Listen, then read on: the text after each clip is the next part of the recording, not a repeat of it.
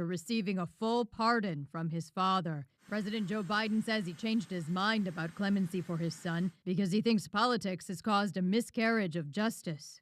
We'll never know definitively whether Hunter Biden was given lenient treatment or harsher treatment because of his name, but I can tell you based on my experience, he was certainly given different treatment than an ordinary person. Hunter Biden is convicted of possessing a firearm while addicted to or using illegal drugs and has pleaded guilty to tax crimes related to money he has since repaid. In total, the charges against him carry a maximum sentence of 42 years in prison. I think what happened in this case is the pendulum sort of swung from one extreme to the other, and you ended up with an outcome that the president felt necessary to issue a pardon on.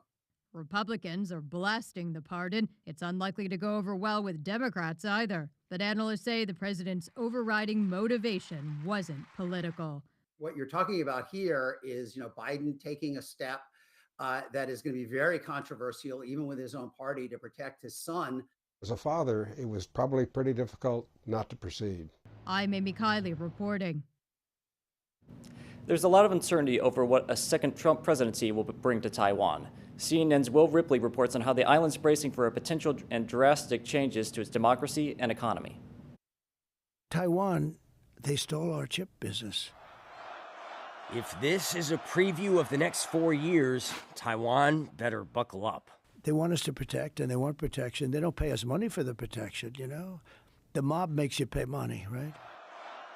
President-elect Donald Trump's transactional tone rattling nerves in Taipei, raising serious questions about U.S. support for this island democracy, already under relentless pressure from Beijing. What do you do when you're on an island with less than 25 million people, with a neighbor like China, and a political situation like what's happening in the U.S.? We have to arm to our teeth, and we have that kind of a mentality. We are waiting to fight.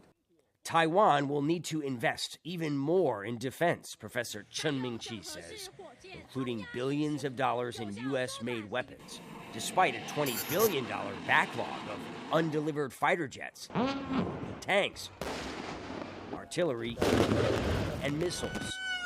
Is Taiwan more or less safe during Trump 2.0?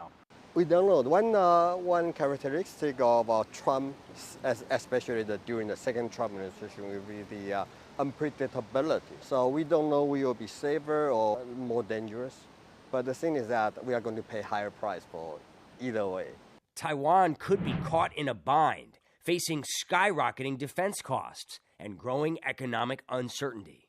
What are you guys thinking here? A lot of worries going on. Worries about this post-election may have a big shift of policies towards trade, towards investment. Christy Xu is a top economist in Taipei. She says Taiwan's chip industry is bracing for impact if Trump reshapes trade policies or imposes steep tariffs.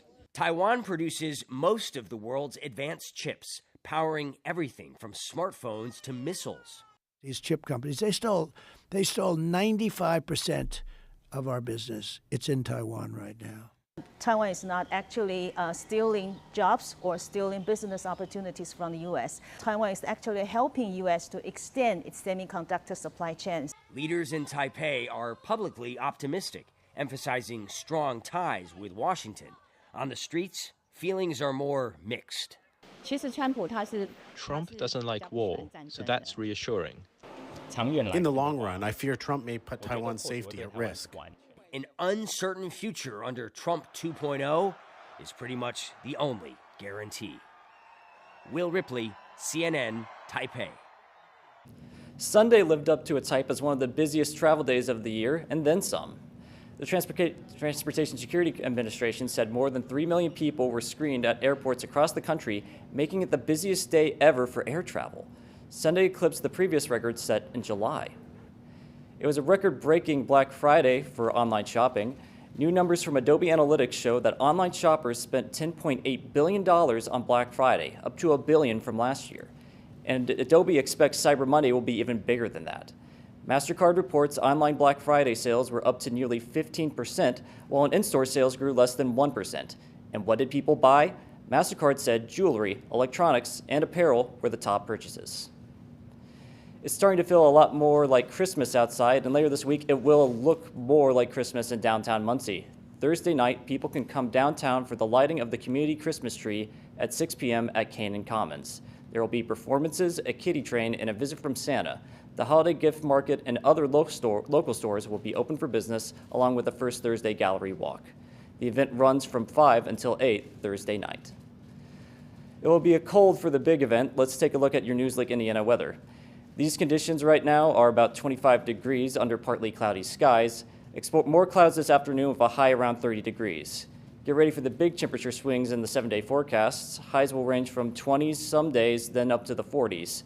There will not be many chances for rain or snow this week. And going up further, Muncie's Cornerstone Center for the Arts is a place where kids and adults can take classes, learn new skills, and host events. And NewsLink's Indiana Carter Minton reports it's also where musicians and lifelong friends can meet, connect, and thrive. For Skylar Johnson and Gus Davis, two Muncie musicians, the journey from the Cornerstone Center for the Arts rock camp to the local music scene is a testament to mentorship, community, and the unifying force of music. Camp was definitely a big help in bringing a lot of us together and helping us keep our dreams together. It all started when Johnson and Davis first met in the summer of 2018 at the Cornerstone Rock Camp, a space designed to give young, aspiring musicians a place to connect, create, and perform.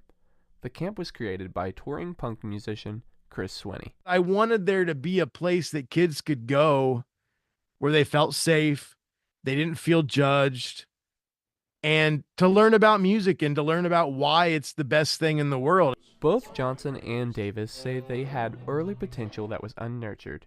Swinney connected the two through rock camp and fast forward 6 years, and both have grown into accomplished musicians with two active local bands with each other, 4 Degrees and their side project, the Matinee Idols. Chris saw chemistry in us and knew that it would just be a good click, and he was definitely right.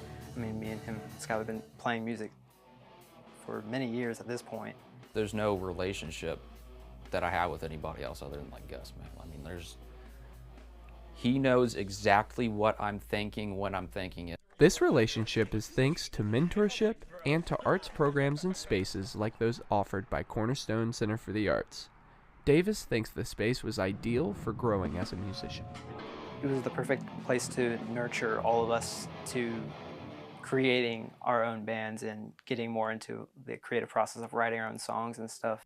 Rock Camp not only brought together musicians, but it helped campers find their tribe. Cornerstone's former Rock Camp students are still integral to supporting local Muncie music.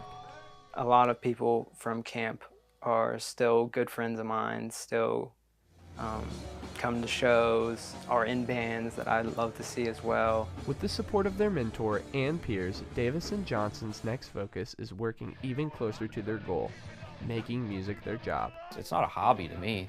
It's my life. I've been working 10 years to get where I'm at here right now. It's taken this long.